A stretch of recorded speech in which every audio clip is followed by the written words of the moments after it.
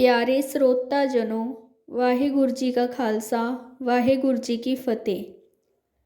ਅਤੀ ਮਹੱਤਵਪੂਰਨ ਸਵਾਲਾਂ ਦੇ ਜਵਾਬ ਭਾਗ 42। ਆਓ ਸੁਣਦੇ ਹਾਂ। ਸਵਾਲ: ਪੰਜਾਬ ਵਿੱਚ ਬਾਬਿਆਂ ਦੀ ਭਰਮਾਰ ਹੈ। ਕਹਿੰਦੇ ਹਨ ਕਿ ਹਰ ਤੀਜੇ ਚੌਥੇ ਪਿੰਡ ਵਿੱਚ ਬਾਬੇ ਦਾ ਡੇਰਾ ਹੈ, ਪਰ ਗੁਰੂ ਗ੍ਰੰਥ ਸਾਹਿਬ ਜੀ ਦੀ ਵਿਚਾਰਧਾਰਾ ਦੇ ਅਨੁਕੂਲ ਨਹੀਂ ਹਨ। ਇਹਨਾਂ ਵਿੱਚ ਬਹੁਤੇ ਤਾਂ ਆਪਣੀਆਂ ਰੋਟੀਆਂ ਸੇਕਣ ਲਈ ਡੇਰੇ ਬਣਾ ਕੇ ਬੈਠੇ ਹਨ। ਵੱਡੀਆਂ ਵੱਡੀਆਂ ਗੱਡੀਆਂ, ਏਸੀ ਕਮਰੇ ਤੇ ਸ਼ਾਨ ਸ਼ੌਕਤ ਨਾਲ ਚੇਲਿਆਂ ਦੀ ਭਰਮਾਰ ਲਗਾ ਕੇ ਗੁਰੂ ਡੰਮ ਚਲਾ ਰਹੇ ਹਨ। ਇਹਨਾਂ ਬਾਬਿਆਂ ਦੇ ਧੰਦਿਆਂ ਦਾ ਕੀ ਫੰਡਾ ਹੈ? ਜਵਾਬ: ਪੰਜਾਬ ਵਿੱਚ ਡੇਰਿਆਂ ਦੀ ਭਰਮਾਰ ਲੱਗਣੀ ਪਿਛਲੇ ਤਕਰੀਬਨ 50 ਸਾਲ ਤੋਂ ਵਧਣ ਲੱਗੀ ਹੈ। ਪਹਿਲਾਂ ਤਾਂ ਥੋੜ੍ਹੇ ਡੇਰੇ ਸਨ, ਕੁਝ ਇਤਿਹਾਸਕ ਸਨ, ਕੁਝ ਸੇਵਾਪੰਥੀ ਸੰਪਰਦਾਵਾਂ ਦੇ ਸਨ, ਕੁਝ ਨਿਹੰਗ ਸਿੰਘ ਜਥੇਬੰਦੀਆਂ ਦੇ, ਕੁਝ ਹੋਰ ਇਤਿਹਾਸਕ ਜਥੇਬੰਦੀਆਂ ਦੇ। ਇਹ ਸਾਰੇ ਹੀ ਕਾਫੀ ਚੰਗਾ ਕੰਮ ਕਰ ਰਹੇ ਸਨ। ਸਿੱਖੀ ਦਾ ਪ੍ਰਚਾਰ ਤੇ ਪ੍ਰਸਾਰ ਕਰ ਰਹੇ ਸਨ। ਲੋਕਾਂ ਨੂੰ ਗੁਰੂ ਗ੍ਰੰਥ ਸਾਹਿਬ ਜੀ ਨਾਲ ਜੋੜ ਰਹੇ ਸਨ। ਪਰ ਅੱਜ ਦੇਖਦੇ ਹਾਂ ਕਿ ਥੋੜ੍ਹੇ ਹੀ ਡੇਰੇ ਸਿੱਖੀ ਦੇ ਪ੍ਰਚਾਰ ਲਈ ਠੀਕ ਕੰਮ ਕਰ ਰਹੇ ਹਨ। ਬਹੁਤੇ ਤਾਂ ਗੁਰੂ ਡੰਮ ਹੀ ਹਨ, ਜਿਨ੍ਹਾਂ ਦਾ ਕੋਈ ਇਤਿਹਾਸਕ ਪਿਛੋਕੜ ਨਹੀਂ ਹੈ ਤੇ ਕੋਈ ਬਹੁਤੇ ਵਿਦਵਾਨ ਵੀ ਨਹੀਂ ਹਨ, ਪਰ ਦਿਖਾਵਾ ਗੁਰਸਿੱਖਾਂ ਵਾਲਾ ਹੈ। ਥੋੜ੍ਹੀ ਬਹੁਤੀ ਬਾਣੀ ਜਾਣਦੇ ਹਨ, ਚੇਲਿਆਂ ਦੀ ਸਹਾਇਤਾ ਨਾਲ ਆਪਣਾ ਧੰਦਾ ਚਲਾਈ ਜਾਂਦੇ ਹਨ।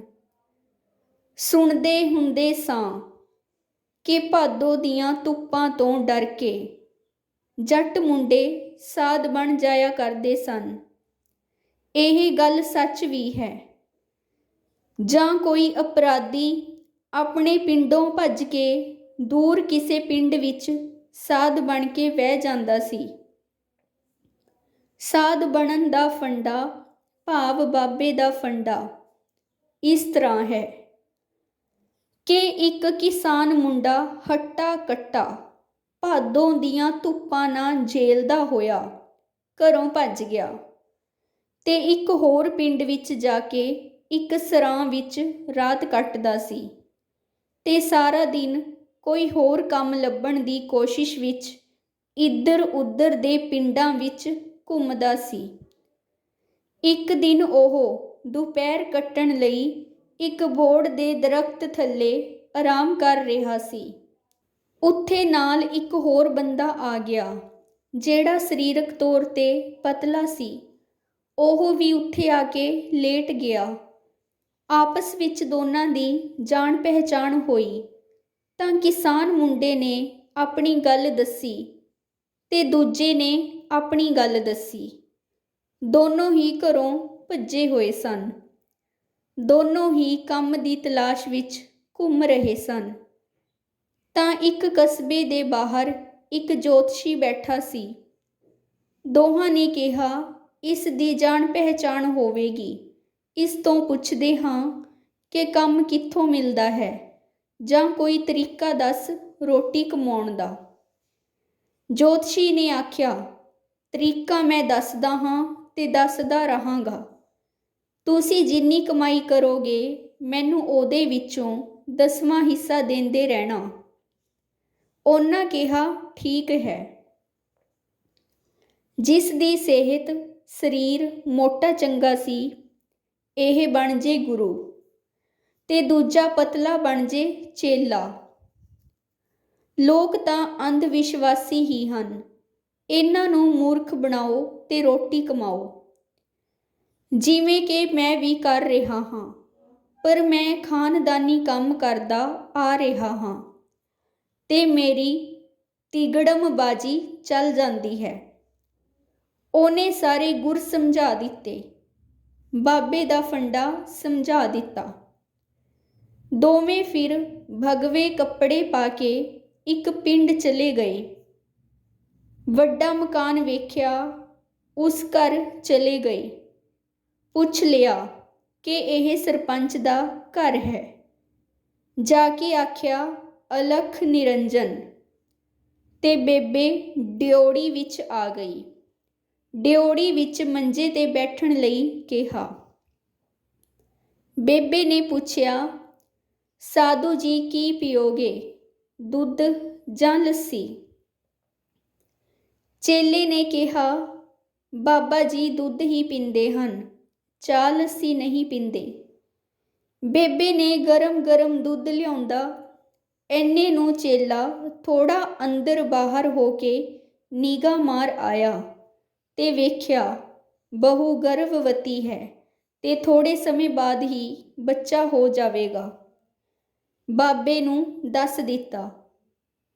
ਦੁੱਧ ਪੀਣ ਤੋਂ ਬਾਅਦ ਬਾਬਾ ਕਹਿਣ ਲੱਗਾ, ਬੇਬੇ ਜੀ, ਸਾਨੂੰ ਅੱਜ ਅੰਮ੍ਰਿਤ ਵੇਲੇ ਇਲਹਾਮ ਹੋਇਆ ਹੈ ਕਿ ਸਰਪੰਚ ਦੀ ਬਹੂ ਦੇ ਬੱਚਾ ਹੋਣ ਵਾਲਾ ਹੈ।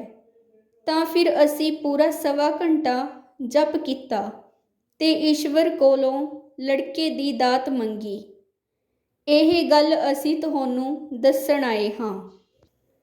ਤੁਹਾਡੇ ਘਰ ਪੋਤਾ ਹੋਵੇਗਾ, ਚੰਗੀ ਕਿਸਮਤ ਵਾਲਾ ਹੋਵੇਗਾ। ਬੇਬੇ ਖੁਸ਼ ਹੋ ਗਈ ਤੇ ਆਖਿਆ, ਬਾਬਾ ਜੀ ਕੁਝ ਭੇਟ ਕਰੀਏ? ਬਾਬੇ ਨੇ ਕਿਹਾ, ਨਹੀਂ, ਹੁਣ ਨਹੀਂ। ਜਦੋਂ ਅਰਦਾਸ ਪੂਰੀ ਹੋ ਜਾਵੇਗੀ ਅਸੀਂ ਤੁਹਾਡੇ ਕੋਲੋਂ ਸੋਨੇ ਦਾ ਕੰਗਣ ਲਵਾਂਗੇ। ਤੇ ਇਹ ਕਹਿ ਕੇ ਇੱਕ ਹੋਰ ਵੱਡੀ ਹਵੇਲੀ ਚਲੇ ਗਏ। ਉਹ ਲੰਬੜਦਾਰ ਦੀ ਸੀ। ਉੱਥੇ ਵੀ ਜਾ ਕੇ ਅਲਖ ਨਿਰੰਜਨ ਕੀਤਾ ਤੇ ਬੇਬੇ ਬਾਹਰ ਆ ਗਈ। ਬੇਬੇ ਨੇ ਪੁੱਛਿਆ, ਸੰਤ ਜੀ ਕੀ ਸੇਵਾ ਕਰੀਏ? ਚੇਲੇ ਨੇ ਕਿਹਾ, ਬਸ ਪਾਣੀ ਪਿਲਾ ਦਿਓ। ਸੰਤ ਜੀ ਦਾ ਹਿਰਦਾ ਬਹੁਤ ਦੁਖੀ ਹੈ, ਇਹ ਬੋਲ ਹੀ ਨਹੀਂ ਰਹੇ। ਬੇਬੇ ਨੇ ਕਿਹਾ, ਇਹੋ ਜਿਹਾ ਕੀ ਕਰਤਾ? ਤਾਂ ਚੇਲੇ ਨੇ ਕਿਹਾ, ਜੋ ਲਾਲ ਹਵੇਲੀ ਵਾਲੇ ਸਰਪੰਚ ਸਾਹਿਬ ਹਨ, ਉਸ ਬੇਬੇ ਨੇ ਸੇਵਾ ਕੀਤੀ ਤੇ ਉਸ ਦੀ ਬਹੂ ਨੂੰ ਜਵਾਕ ਹੋਣ ਵਾਲਾ ਹੈ ਤੇ ਬੇਬੇ ਦਾ ਮੂੰਹ ਵੇਖ ਕੇ ਉਸ ਦੀ ਇੱਛਾ ਪੂਰੀ ਕਰਨ ਲਈ ਲੜਕਾ ਹੋਣ ਦਾ ਆਸ਼ੀਰਵਾਦ ਦੇ ਦਿੱਤਾ, ਪਰ ਅਸਲ ਵਿੱਚ ਉਹਨਾਂ ਦੇ ਲੜਕੀ ਹੋਣੀ ਹੈ। ਇਹ ਗਲਤ ਹੋ ਗਿਆ ਹੈ, ਇਹ ਗੁਨਾਹ ਹੋ ਗਿਆ ਹੈ, ਗਲਤੀ ਕਰ ਬੈਠੇ ਹਾਂ। ਚੇਲੇ ਨੇ ਕਿਹਾ, ਸੰਤ ਜੀ ਨੇ 2 ਘੰਟੇ ਗੱਲਬਾਤ ਹੀ ਨਹੀਂ ਕੀਤੀ, ਨਾ ਹੀ ਇਹਨਾਂ ਨੇ ਚਾਹ ਪਾਣੀ ਪੀਤਾ ਹੈ। ਹੁਣ ਤੁਹਾਡੇ ਘਰ ਪਿਆਸ ਲੱਗੀ ਸੀ, ਪਾਣੀ ਪੀਣ ਲਈ ਆ ਗਏ ਹਾਂ। ਬੇਬੇ ਨੇ ਕਿਹਾ, ਚਲੋ ਤੁਸੀਂ ਗਮ ਨਾ ਕਰੋ, ਚਾਹ ਤਾਂ ਪੀ ਲਓ। ਚੇਲੇ ਨੇ ਕਿਹਾ, ਬਾਬਾ ਜੀ ਬੇਬੇ ਦੀ ਇੱਜ਼ਤ ਰੱਖ ਲਓ, ਚਾਹ ਤਾਂ ਪੀ ਲਓ।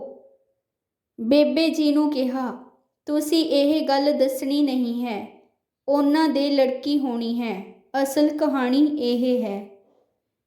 ਬੇਬੇ ਨੇ ਕਿਹਾ, ਕੁਝ ਸੇਵਾ ਕਰੀਏ? ਤਾਂ ਸੰਤ ਜੀ ਨੇ ਕਿਹਾ, ਨਹੀਂ, ਜਦੋਂ ਉਹਨਾਂ ਦੇ ਘਰ ਬੱਚਾ ਹੋਇਆ ਤਾਂ ਅਸੀਂ ਆਵਾਂਗੇ। ਜੇ ਸਾਡਾ ਬਚਨ ਸੱਚਾ ਹੋ ਗਿਆ ਤਾਂ ਤੁਸੀਂ ਜੋ ਸੇਵਾ ਕਰਨੀ ਹੋਈ ਕਰ ਦੇਣਾ।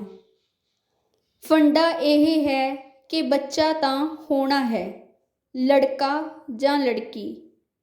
ਜੇ ਲੜਕਾ ਹੋ ਗਿਆ ਤਾਂ ਸਰਪੰਚ ਦਾ ਪਰਿਵਾਰ ਮੁਰੀਦ ਬਣ ਗਿਆ, ਜੇ ਲੜਕੀ ਹੋ ਗਈ ਤਾਂ ਲੰਬੜਦਾਰ ਦਾ ਪਰਿਵਾਰ ਮੁਰੀਦ ਬਣ ਗਿਆ।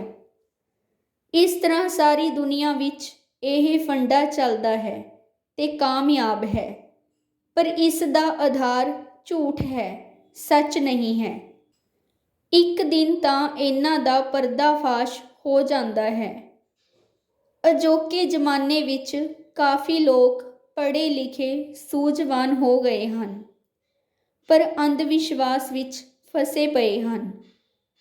ਗੁਰੂ ਨਾਨਕ ਸਾਹਿਬ ਜੀ ਦਾ ਸੱਚਾ ਫੰਡਾ ਤਾਂ ਵਿਚਾਰਦੇ ਹੀ ਨਹੀਂ। ਲੋਕਾਂ ਨੂੰ ਬਸ ਇਹ ਹੁੰਦਾ ਹੈ ਕਿ ਇਹਨਾਂ ਸਾਧਾਂ ਸੰਤਾਂ ਤੋਂ ਖੁਸ਼ੀਆਂ ਮੁੱਲ ਖਰੀਦ ਲਓ।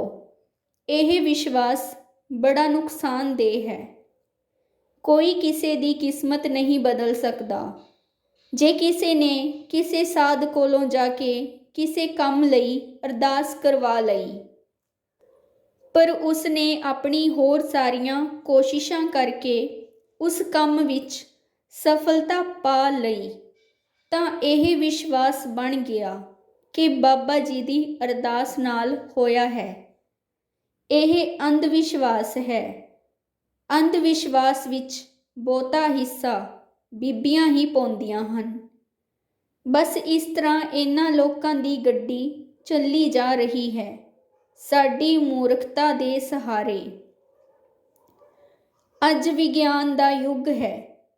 ਇਸ ਤੋਂ ਅਕਲ ਲਈਏ ਤੇ ਗਿਆਨ ਵੱਲ ਵਧੀਏ। ਸੱਚਾ ਗਿਆਨ ਇਸ ਸ੍ਰਿਸ਼ਟੀ 'ਤੇ ਸਾਨੂੰ ਗੁਰੂ ਨਾਨਕ ਸਾਹਿਬ ਜੀ ਤੋਂ ਵੱਧ ਹੋਰ ਕੋਈ ਨਹੀਂ ਦੇ ਸਕਦਾ। ਉਹ ਅਸੀਂ ਲੈਂਦੇ ਹੀ ਨਹੀਂ। ਅਸੀਂ ਤਾਂ ਬਾਣੀ ਨੂੰ ਪੜ੍ਹ ਛੱਡਦੇ ਹਾਂ, ਵਿਚਾਰਦੇ ਹੀ ਨਹੀਂ। ਸਿੱਖ ਸਿਧਾਂਤਾਂ ਨੂੰ ਸਮਝਦੇ ਹੀ ਨਹੀਂ, ਕਰਮਕਾਂਡੀ ਬਣ ਚੁੱਕੇ ਹਾਂ। ਜ਼ਿੰਦਗੀ ਦਾ ਆਧਾਰ ਸੱਚ ਨੂੰ ਬਣਾਈਏ। ਪੂਰੀ ਦ੍ਰਿੜਤਾ ਨਾਲ ਇਸ ਵੱਲ ਕਦਮ ਵਧਾਈਏ। ਝੂਠ ਦਾ ਤਿਆਗ ਕਰੀਏ ਤਾਂ ਸਾਨੂੰ ਕਿਸੇ ਹੋਰ ਪਾਸੇ ਦੀ ਭਟਕਣ ਤੋਂ ਬਚਾਅ ਹੋ ਜਾਵੇਗਾ। ਜ਼ਿੰਦਗੀ ਸੁਖਾਲੀ ਸੱਚੀ ਹੋ ਜਾਵੇਗੀ ਤੇ ਸਾਡੇ ਬੱਚੇ ਵੀ ਸੱਚ ਦੇ ਰਸਤੇ 'ਤੇ ਚੱਲ ਪੈਣਗੇ। ਉਹ ਵੀ ਸੁਖੀ ਜੀਵਨ ਬਿਤਾਉਣਗੇ। ਅਸੀਂ ਸਾਰੇ ਇੱਕ ਮੁਹਿੰਮ ਬਣਾ ਕੇ ਚੱਲ ਪਈਏ ਤਾਂ ਸਾਰਾ ਸੰਸਾਰ ਹੀ ਬਦਲ ਜਾਵੇਗਾ। ਵਿਚਾਰ ਦੇਵਿੰਦਰਜੀਤ ਸਿੰਘ। ਪਿਆਰੇ ਸਰੋਤਾ ਜਨੋ, ਨਿਰੋਲ ਸੱਚ ਦਾ ਗਿਆਨ ਟੀਵੀ ਚੈਨਲ ਜੋ ਸੱਚ ਦੇ ਪ੍ਰਚਾਰ ਲਈ ਹੈ, ਇਸ ਨੂੰ ਰੋਜ਼ਾਨਾ ਸੁਣੋ ਜੀ ਤੇ ਆਪਣੇ ਮਿੱਤਰਾਂ ਤੇ ਰਿਸ਼ਤੇਦਾਰਾਂ ਵਿੱਚ ਇਸ ਚੈਨਲ ਦੀ ਸਾਂਝ ਪਵਾਓ ਜੀ ਤੇ ਸਬਸਕ੍ਰਾਈਬ ਵੀ ਕਰਵਾਓ ਜੀ। ਸੱਚ ਦਾ ਗਿਆਨ ਵੰਡਣਾ ਪਰ ਉਪਕਾਰ ਹੈ। ਵਾਹਿਗੁਰੂ ਜੀ ਕਾ ਖਾਲਸਾ, ਵਾਹਿਗੁਰੂ ਜੀ ਕੀ ਫਤਿਹ।